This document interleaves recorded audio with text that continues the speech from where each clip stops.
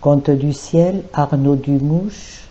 Autre conte, les contes de Tourterelle. Je m'inquiétais du salut des grands pêcheurs. Cette histoire est vraie, elle n'est pas un conte.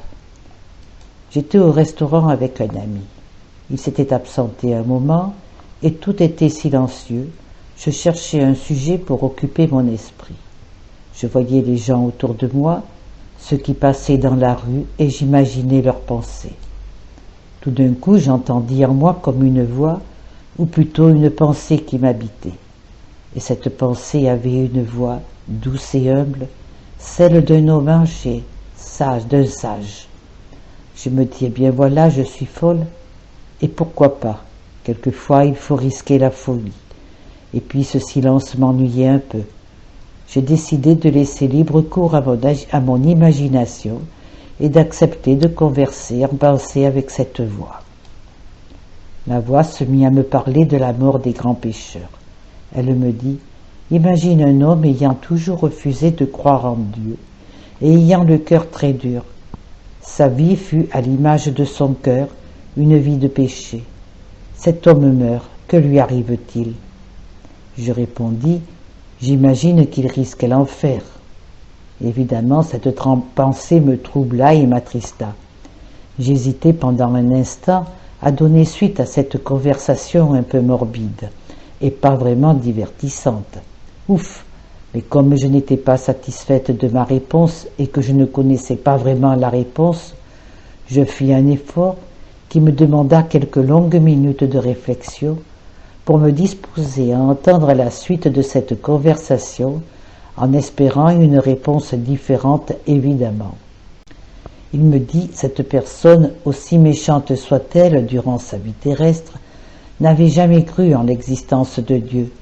Mais si elle voyait quelqu'un ressemblant à Dieu à l'heure de sa mort, et qu'elle était mise de cette façon face à la réalité de l'existence de Dieu, elle se retrouverait face à un choix, celui de choisir Dieu ou de le rejeter.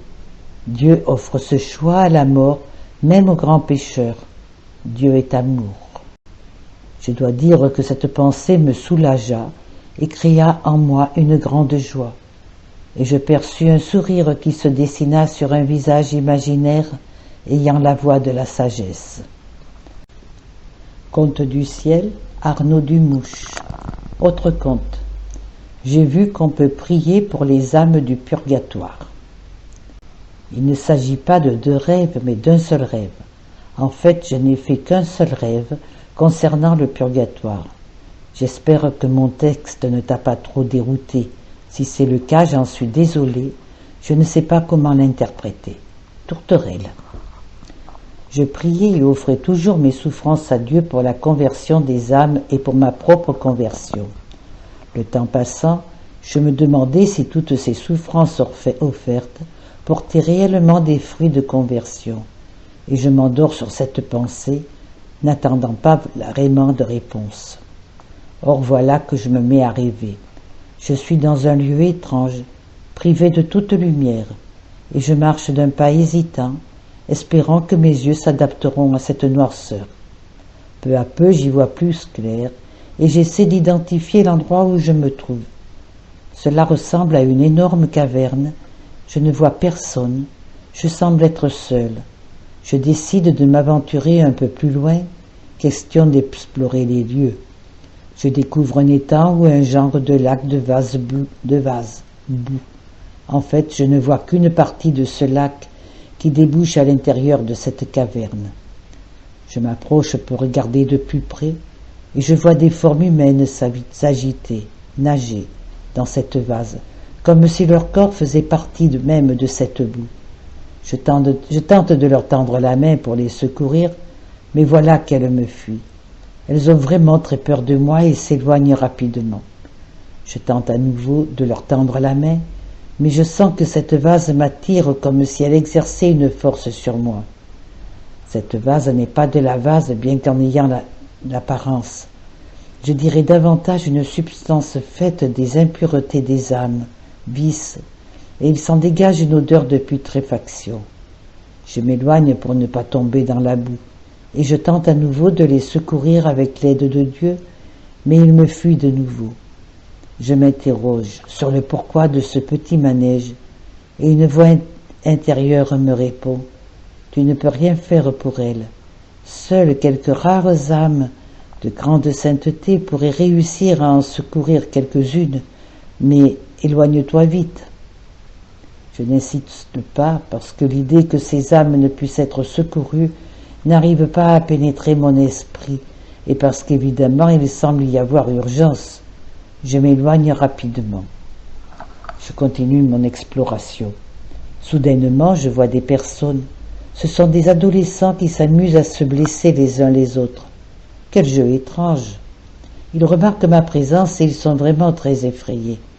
Ils se prennent tous par la main et courent pour se mettre à l'abri dans un minuscule espace que je qualifierais de petite grotte ou d'un trou dans la pierre. À peine y avait-il suffisamment d'espace pour accueillir une ou deux personnes, et ils étaient au moins 10 à s'y être réfugiés. J'ai remarqué parmi eux un enfant plus jeune, je dirais âgé de 4 ou 5 ans. Je me suis précipité pour tenter de sauver au moins ce petit enfant. Enfin, je le saisis et tente de l'arracher des mains qui le retiennent prisonnier dans cette grotte. Mais il m'oppose une force plus grande que la mienne. J'ai bien cru que jamais je n'y arriverais. L'idée me vient d'opposer à leur force la force de l'amour. J'explique donc à l'enfant que l'amour existe et qu'il peut être aimé. Et voilà que les adolescents lui disent qu'ils sont sa seule famille et sa seule sécurité. Et pourtant, il n'y a aucun amour dans ce petit groupe, mais juste de la haine, n'ayant jamais connu ce qu'est l'amour. Ce petit duel entre l'amour et la haine dure quelques instants. Et enfin, l'enfant sort de la cachette, abandonnant son univers sombre pour celui de la lumière. Je le prends par la main et l'emmène vers la sortie de cette immense caverne, tout en lui disant que la lumière est à l'extérieur et que cette lumière est de l'amour. Conte du ciel, Arnaud Dumouche. Autre conte. Mon ange est venu me chercher. J'ai été prévenu de ma mort, puis le ciel a renoncé à m'emmener. Le vendredi 23 décembre 2005. Bonjour Arnaud. Je crois que tu as dû remarquer que je suis moins présente sur le forum. Je dois te raconter pourquoi. Mardi 20 décembre, pendant l'après-midi, tandis que je lisais, je me suis vue dans un tunnel où mon âme s'envolait. Ce n'était vraiment qu'une chose que j'imaginais et j'en avais bien conscience. Mais peu à peu, mon imagination se précisa. Je me suis sentie présente dans ce tunnel étrange.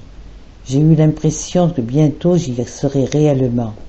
Alors j'ai dit à Dieu, je vais vraiment mourir? Je ne me sentais pas prête spirituellement pour cette rencontre avec Dieu. Et je prends soin de mon père âgé. Cette pensée m'a traversé l'esprit. Ne t'inquiète pas, il sera placé dans une maison d'accueil. Et j'ai répondu, évidemment, mais il sera désespéré de cette situation. Mardi soir, j'ai eu un accident de voiture. La voiture est en perte totale. Selon le policier, je n'aurais pas dû survivre à un tel impact, ou du moins être grièvement blessé. Mais je suis toujours là, et sans aucune blessure, aucune ecchymose, juste les muscles endoloris par la force de l'impact. Avant que l'impact ait eu lieu, j'ai demandé à mon ange gardien de me protéger et qu'il n'arrive que ce que Dieu veut. Voilà, je suis toujours là, mais j'ai besoin de me retrouver un peu. Je suis un peu bouleversée par tout ça. C'est la raison pour laquelle je suis moins présente sur le forum. Je vous reviendrai vite. À bientôt, Tourterelle.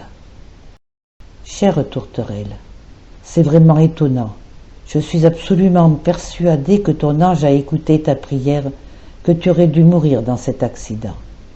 Je pense qu'il a voulu te demander ta permission pour t'emmener comme on le fait à une amie. Je mets ce que tu me dis dans tes contes. C'est plus qu'un conte. C'est pour moi une confirmation que tout ce que j'ai écrit est vrai. Je t'embrasse très fort. Je suis vraiment touchée, ou plutôt bouleversée. Arnaud.